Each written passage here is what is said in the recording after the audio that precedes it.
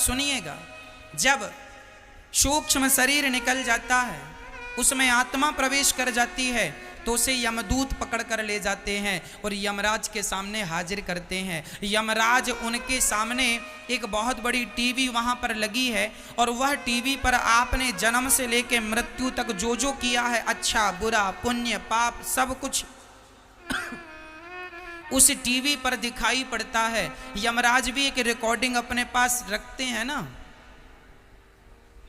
Software उनका इतना update है कि आप यहां जो कर रहे हैं वो वहां अपने आप चल रहा है, उनकी टीवी पर वहां दिख रहा है। भाई आजकल है ना, आपके घर में सीसीटीवी कैमरा आपने लगा रखे हैं, लेकिन आप नेट के कारण अपने मोबाइल पर यहां भी देख सकते हैं आप अपने घर को। ये आज की टेक्नोलॉजी है, हाँ या ना। आजकल तो आप देखो वृंदावन में कथा लाइव हो रही है और भारत के बाहर से भी लोग इस कथा को अपने मोबाइल पर देख पा रहे हैं, यूट्यूब के माध्यम से, टीवी के माध्यम से।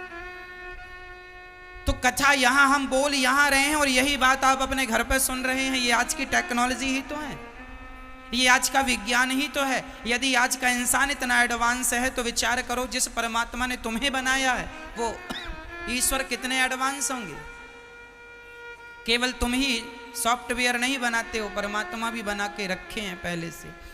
जो तुमने जन्म से लेके आज तक किया है वो सब टीवी पर चलता है, यमराज जी देखते हैं, अच्छा देखो जी आपने ये पुण्य किया है, देखो ये पाप किया, ये देखो आपका ये आपने गलत किया है, पूरी पिक्चर दिखाते हैं और फिर आपका पुण्य और पाप अलग अलग करते हैं। जैसे चलनी आटा को और चोकर को अलग अलग कर देती है। आप आटा को रोटी बनाने से पहले चालते हैं तो चोकर उसका कचरा अलग हो जाता है, फ्रेश आटा अलग हो जाता है। उसी प्रकार यमराज ऐसी चलनी वहां लगाए हैं कि तुम्हारे पुण्य अलग हो जाते हैं और पाप अलग हो जाते हैं। और जब पाप और पुण्य अलग हुए तो जिसकी मात्रा ज्यादा हुई पहले उसका ही दंड मिलता है।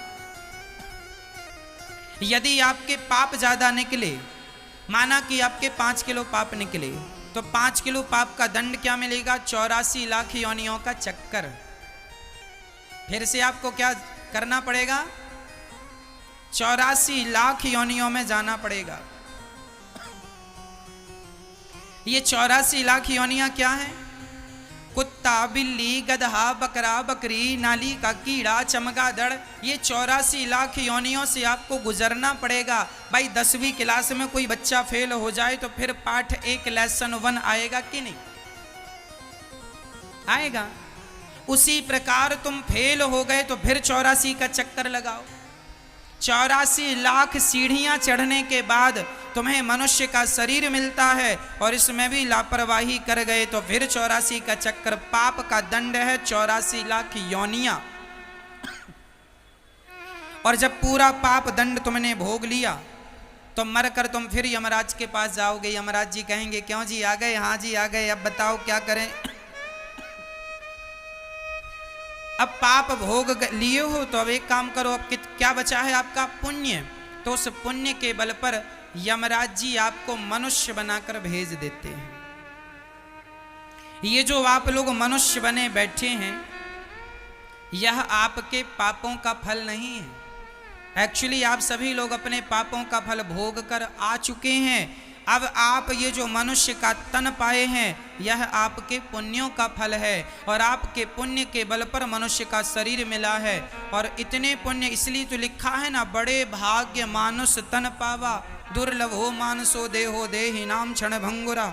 बड़े भाग्य से ये शरीर मिलता है और इस शरीर को पाकर भी लापरवाही हुई तो परिणाम बुरा होता है। तो मेरी माँ, तो आप लोगों ने ये जो शरीर पाया है ये पुण्य का प्रसाद है। तो अब ऐसे गलत काम ना करना कि आपको फिर 84 का चक्कर लगाना पड़े। और हम तो आपसे कहते हैं कि अपने पाप पुण्य सब ही भगवान को समर्पित करते चला करो। हे नाथ, जो भी मेरे पाप हैं पुण्य, हे नाथ, मैं अपने आप को आपके चरणों में सौंपता हूं।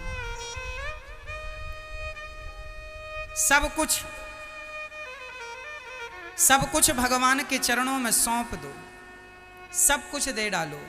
अपने आप को चढ़ा दो। जिस दिन आप अपने आप को चढ़ा देंगे भगवान के श्री चरणों में, उस दिन आपके पुण्य भी नष्ट हो जाएंगे और पाप भी नष्ट हो जाएंगे। और पाप पुण्य तब नष्ट होते हैं जब आप अपने आप को भगवान में समर्पित कर दो, और जो भगवान में समर्पण कर देता है उसी का मोक्ष हो जाता है, मुक्ति मिल जाती है, फिर वह यमराज के हिसाब किताब से ऊपर उठ जाता है। यदि आपने अपने आप को भगवान के श्री चरणों में समर्पण, जिसे कहते हैं ना समर्पण, इसलिए हम आपसे कहते हैं कि आप लोग मरने के पहले अपने आप को भगवान के चरणों में क्या कर देना, समर्पित कर देना। तुम्हें सौंपते हैं अमानत तुम्हारी। भारत जी ने ये दिव्य उपदेश जब किया, किस प्रकार मृत्यु, किस प्रकार जन्म, रहुगण आह्लादित हो गए, चरणों में गिर पड़े, और दोनों भगवान का ध्यान करते करते दोनों की सदगति हुई है। राजा परीक्षित ने कहा, महाराज ये नरक कौन जाता है? बोले, जो व्यक्ति पाप करता है उसे नरक जाना पड़ता है। जैसे कर्म होते हैं वैसा नरक मिलता है। 28 प्रकार के नरक होते हैं, रौरव, महारौरव, कुंभीपाक, अंध्रतामिश्र, कालसूत्र, असीपत्र, वन, सूकर, मुख, ऐसे 28 प्रकार के नरक पाए जाते हैं। जो जैसा पाप करता है उसे वैसे नरक में डाल दिया जाता है। जो व्यक्ति मांस खाता है वह कुंभी पाक नरक में जाता है। बड़ी बड़ी कढ़ाइयां हैं, वहां तुम्हें भी जीरे की तरह छौंक दिया जाता है। बहुत मांस खाते थे ये लोग।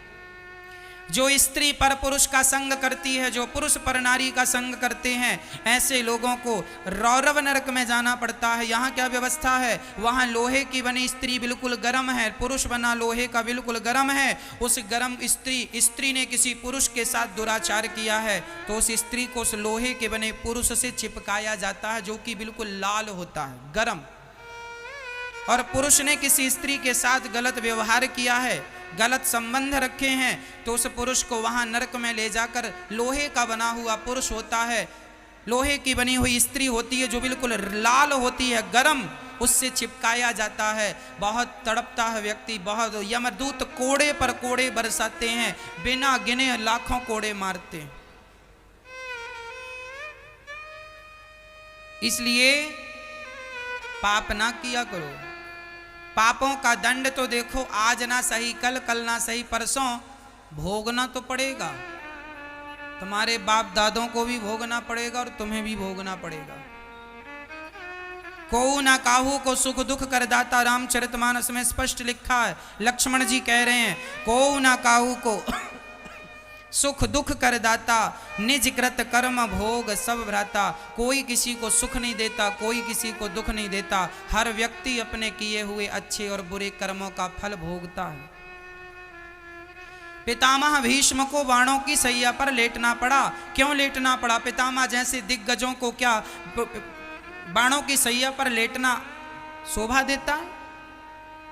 कोई तो पाप किया होगा ना पितामह ने, जिसका दंड मिला कि बाण, आपको एक कांटा चुभ जाए तो कितना दर्द होता है। और सोनो, पितामह भीष्म के शरीर पे बाण चुभे थे, कितना दर्द हो रहा होगा। जरा बताओ तो सही कि पितामह भीष्म ने ऐसा कौन सा पाप किया जिसके कारण उन्हें इतने सारे बाण चुभोए गए और वो तड़प तड़प करके मर रहे हैं? क्या हुआ? कारण था, पितामह भीष्म ने किसी जन्म में एक सांप को कांटों के ढेर में फेंक दिया था और सर्प को कांटे चुभ गए थे और वो सर्प तड़प तड़प करके मर गया था। बबूल के कांटों में फेंक दिया तो हजारों कांटे सांप को चुभ गए और सांप तड़प तड़प के मर गया। कांटों की सैया सांप को दी थी इन्होंने, इस बार बाणों की सैया स्वयं को मिल गई। कर्मों का दंड तो भोगना पड़ता है, ईश्वर किसी न किसी प्रकार से भोगाते हैं, चाहे तुम कितने भी पावरफुल व्यक्ति क्यों ना हो। पितामह भीष्म जैसे दिग्गज भी चपेटे में आगे, कर्मों का दंड मिल पड़ा तो आपको और हमको नहीं मिलेगा। इसलिए गलत काम किसी के साथ ना करना, गलत व्यवहार किसी के साथ ना करना, पड़ोसी के साथ भी गलत व्यवहार ना हो, माँ बाप के साथ भी गलत व्यवहार ना हो, जेठानी और देवरानी के साथ भी गलत व्यवहार ना हो। मनसा वाचा कर्मणा, मन से वाणी से कर्म से किसी का दिल ना दुखे। कोई आपको गाली दे तो दे दे भाई, चल तेरी मर्जी है, पर हम गाली ना दें। यदि हमने भी गाली दे दी तो फिर तुम में और हम में अंतर ही क्या रहा।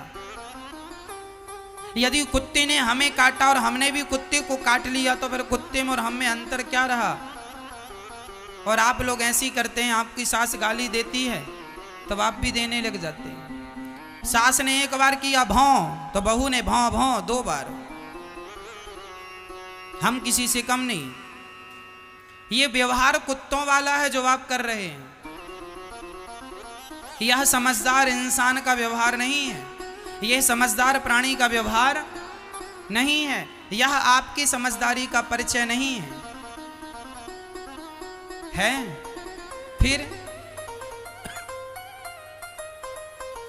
एक सज्जन ने पड़ोसी के घर में कचरा फेंक दिया, तो पड़ोसी ने झाड़ू लगाकर कचरे को डस्टबिन में डाला और अपने घर से आम, अंगूर, केला, सेब, अनार, पपीता निकाला, फल निकाले और पड़ोसी के घर में चला गया। भाई साहब ये फल ले लो, आपके लिए फल लाए हैं। वह आदमी पानी पानी हो गया। भाई मैंने तेरे घर कचरा फेंका और तू मेरे को फल लेके खिला रहा है। तब उस व्यक्ति ने कहा, भाई तेरे पास कचरा था, तूने मुझे कचरा दिया, मेरे पास फल हैं, मैं तुझे फल दे रहा हूँ। जिसके पास जो होगा वही तो देगा। सास के पास गालियां हैं तो सास बेचारी गालियां दे रही है, बहू के पास गालियां हैं तो गालियां दे रही है। तुम्हारे पास जो होगा, यदि तुम्हारे पास समझदारी होगी तो कोई तुम्हें गालियां देगा तो भी तुम उसे समझदारी ही दोगे, क्योंकि तुम्हारे पास समझदारी है। और समझदारी है ही नहीं तो उसने गालियां दी, अच्छा देती गालियां, तुझे भी देंगे, 2 दे दिया, 4 दे दिया। ये कौन है? ये मूर्खों की, ये भेड़ों की भीड़ है। किसकी भीड़ है? भेड़ों की। एक भेड़ कुएं में गिरता है, दूसरा भी, तीसरा भी, चौथा, सारे गिर गए। उसने गाली दी, तुमने भी गाली दे दी। लो, इसलिए अपने संस्कार याद रखो। आप कौन हैं? हर बात का जवाब झगड़ा नहीं है और हर बात का जवाब देना भी जरूरी नहीं है। कोई हमें कह दे तो कह दे, भाई चल तेरी मर्जी है, हम गलत ना करें, हम गलत व्यवहार ना करें। और फिर भी कोई हमें गलत कहे तो वो उसके अपने संस्कार हैं। कुछ लोग ना कोयल में भी दोष देखते हैं।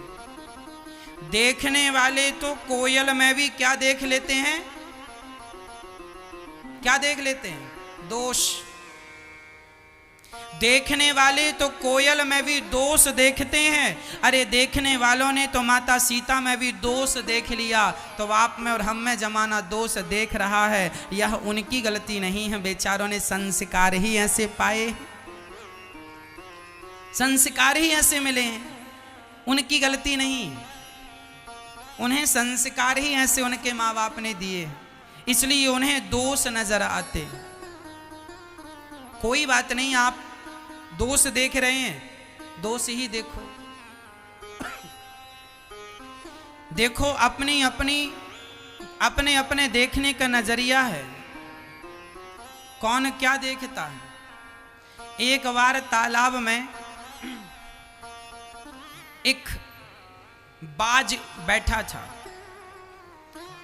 उसे क्या कहते हैं? व्हाइट कलर का होता, उसकी टांगें बड़ी बड़ी होती हैं, मछलियों को बगुला बोलते। अच्छा, बगुला बोलते। एक तालाब में बगुला बैठा था, तो बगुला मछलियों को खा रहा था। अच्छा, बगुला बड़ा चतुर होता है, तालाब में धीरे धीरे पांव रखता है। देखा होगा कभी आप लोगों ने, दृश्य देखा कि नहीं? हमने देखा है इसलिए हमें पता है। आपने देखा? बगुला धीरे धीरे पांव रखता। एक बार राम लक्ष्मण निकल रहे थे तो एक तालाब में बगुला धीरे धीरे पांव रख रहा था। तो राम जी बोले, लक्ष्मण देखो जरा ये बगुला कितना समझदार है।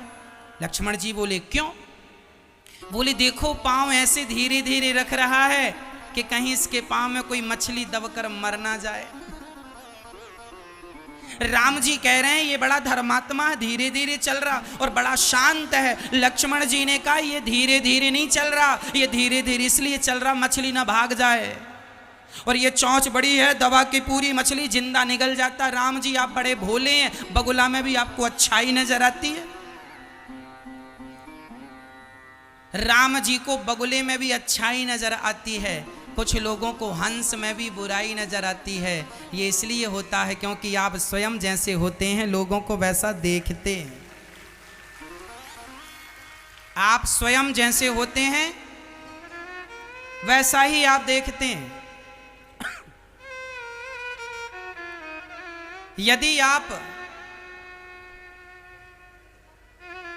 अच्छे हैं तो सामने वाले को भी आप अच्छा ही कहेंगे, और सामने वाले को आप बुरा कह रहे हैं मतलब आप स्वयं बुरे हैं। बुरा जो देखन मैं चला, बुरा ना मिलिया कोई, जो दिल खोजा आप ना हमसे बुरा ना कोई।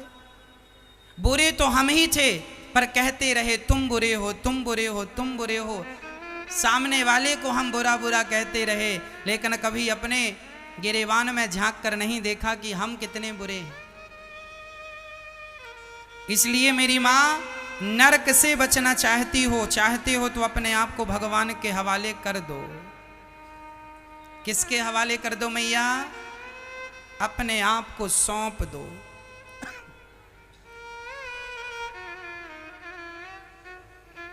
क्या भगवान सबको ही कर्मदंड देते हैं? हाँ, कोई उपाय है बचने का? एक उपाय, जो भगवान के नाम का सहारा ले लेता है वह कर्म दंडों से बच जाता है।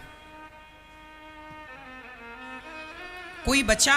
अजामिल नाम के एक पंडित जी थे। कान्य कुब्जे दुजह कश्चित दासीपति रजामिला नामना नष्ट सदाचारो दास्याह संसर्ग दूषिता। अजामिल नाम के एक ब्राह्मण थे, एक दासी से उनका संबंध हो गया। 9 बेटे पैदा हुए। 10वीं बार पत्नी गर्भवती हुई। घर में कुछ साधु संत आए। अजामिल की पत्नी ने साधु संतों को भोजन कराया। मैं कह चुका हूँ आपसे कि संतों को खिलाया हुआ भोजन किसी भी प्रकार से जाने अनजाने में आपसे धोखे से में भी यदि कोई एक पुण्य हो जाएगा। पुण्य क्या है सबसे बड़ा? बोले अन्न दान कर देना ही, भूखे को पेट भर के भोजन करा देना ही सबसे बड़ा पुण्य है। जब भी मैं पुण्य का नाम लूं तो पुण्य का संबंध अन्नदान से है। पुण्य सबसे बड़ा पुण्य क्या है? अन्नदान। इसलिए अजामिल की पत्नी ने भोजन कराया। पुण्य बहुत सारे होते हैं पर हम केवल अन्नदान की बात करें। अन्नदान कराया। अजामिल की पत्नी ने संतों को भोजन कराया। संतों ने कहा हमने इसकी रोटियां खाई हैं। संत जिसकी रोटियां खा लेते हैं उसका कल्याण करके ही रहते हैं। अरे कुत्ता जिस घर की रोटी खाता है रात भर चौकीदारी करके रोटी का हिसाब चुकाता है। यदि कुत्ता रोटी का हिसाब चुकाता है तो हम इंसान यदि संत किसी की रोटी खाएंगे तो उसका हिसाब कैसे चुकाते हैं? बोले तुम्हारा कल्याण करके ही रहेंगे। ये संतों का स्वभाव है। संत हृदय नवनीत समाना। इसलिए हम कहा करते हैं कि यहाँ गौरी गोपाल अन्न क्षेत्र चलता है। सवेरे रोज हजारों संत भोजन करते हैं। आपकी रोटियां यदि ये संत खाएंगे तो निश्चित आपका कल्याण करके ही रहेंगे। इसलिए ये दास अनिरुद्ध सवेरे से शाम तक केवल अन्न आपको भोजन ही देता है। जल अन्न, जल अन्न, अन्न और जल, अन्न और जल। इसलिए हमें भी अन्नदान करना चाहिए। सर्वश्रेष्ठ दान अन्नदान है। अजामिल की पत्नी ने भी अन्नदान किया और जब अन्नदान दिया तो संतों ने कहा देवी अब हम तेरा कल्याण करेंगे, बोल तेरा कल्याण कैसे करें? संत उस स्त्री ने कहा आप जानो कैसे करना है। तो कह दिया कि तुम दोनों पति पत्नी भगवान का नाम लिया करो। हम तुम्हें एक मंत्र दे रहे हैं, बोलो श्रीमन नारायण। संतों ने कह दिया बोलो श्रीमन नारायण। अजामिल की पत्नी बोली महाराज हमसे तो ये जपा नहीं जाएगा। अजामिल बोला महाराज, अजामिल इतना पापी था कि उसका मन तो भगवान में लगता ही नहीं था। संतों ने कहा ये तो पापी लोग हैं, ये तो नाम जप नहीं सकते और बिना नाम जपे कल्याण होगा नहीं। तो संत ने एक तरकीब निकाली, बोली ये भगवान का नाम नहीं जप सकता, संसारिक लोग हैं, बेटे का नाम तो जप सकते हैं, इसलिए बेटे का नाम ही नारायण रख दो। तो अजामिल का बेटा जब हुआ तो उसका नाम कह दिया, इसका नाम नारायण रखना। अब अजामिल बेटे का नाम याद कर लिया, बेटा नारायण, बेटा यहाँ आओ, नारायण यहाँ आओ, दूध लाओ बेटा नारायण, पानी लाओ बेटा नारायण, भोजन लाओ बेटा नारायण, ये लाओ। दिन भर नारायण, इनडायरेक्ट वो नारायण नारायण जप रहा है। क्या नाम जप रहा है? नारायण नारायण जप रहा, इनडायरेक्ट। परिणाम क्या हुआ? जब अजामिल 88 वर्ष का हो गया, यमराज आ गए, यमदूत आ गए, चलो तुम्हारा वक्त पूरा हो गया। डर गया अजामिल, और पास में बेटा खेल रहा था, कंचे खेल रहा था। तो अजामिल ने कहा, दूरे क्रीडन का सक्तम पुत्रम नारायण, बेटा नारायण, बेटा नारायण मेरी रक्षा करो, देखो तुम्हारे पिता को यमराज ले जा रहे हैं, बेटा नारायण। एक बार जब नारायण कहा, बेटे नारायण बचाओ, तो बेटे नारायण ने तो नहीं सुना, परम पिता परमात्मा नारायण ने सुन लिया। कहा, जाओ मेरा भक्त मरते समय मुझे पुकार रहा है, जाओ इसका कल्याण करो। विमान लेकर पार्षद गण आए, और विमान लेकर जब आए तो विमान पर बैठकर अजामिल जाने लग गए। यमदूतों ने कहा पार्षदों से, भाई ये तो हमारा ग्राहक है, ये तो जीवन भर इसने पाप किया है, इसीलिए हम इसे नरक ले जा रहे हैं। पार्षदों ने कहा, जीवन भर भले इसने पाप किया है, पर मरते समय भगवान का नाम लिया है, इसलिए अब आप इसे नहीं ले जा सकते। इसका तो अब कल्याण हो गया, उद्धार हो गया, क्योंकि इसने मरते समय भगवान का नाम ले लिया। क्या नाम ले लिया? नारायण नारायण। एक नाम लेने से यमराज के चंगुल से बच गए अजामिल, और यमदूत वहां से भागे। कौन नरक जाता है? जिसने कथा नहीं सुनी, कीर्तन नहीं किया, दान नहीं किया, पुण्य नहीं किया। ऐसे लोग जो सारी जिंदगी अपना बेटा बेटी परिवार मेरा मेरा करते मर गए, ऐसे आदमी सीधा नरक जाते हैं। भगवान ने कहा, क्यों रे? इसीलिए भेजा था, मेरा मेरा करते रहना। ये तो बंदर भालू भी कर लेते हैं। चिड़िया भी अपने बच्चों का पेट भर देती है, और बंदर भी अपने बच्चों का पेट भर लेते हैं। बच्चे पैदा करने तो बंदर और बिल्ली भी जानती, और तुमने भी केवल यही 3 काम सब करते हैं, खाना, सोना और बच्चे पैदा करना। कुत्ता भी खाता है, बिल्ली भी खाती है, चिड़िया भी बच्चे पैदा करती है, और जीव जंतु सब सोते हैं। तुम भी सोते हो, तुम सोते हो तो कुत्ता भी सोता है।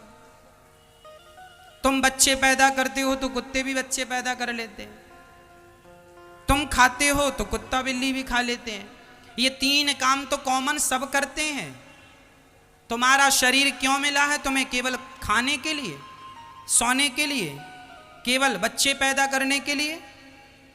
आज का व्यक्ति एक भोगी हो गया है, भोगों की तरफ उसका मन अधिक है, खाने के लिए उसका मन अधिक है, और बचा हुआ समय सोता है, और फिर बुढ़ापे में रोता है। इसलिए हम कहते हैं ये काम कुत्ता बिल्ली भी करते हैं। तुम मनुष्य होके ये 3 कामों में मन ना लगाना। जरूरत जितनी है उतना भोग ठीक है, जरूरत जितनी है उतना स्वाद भोजन ठीक है, जरूरत जितनी है उतनी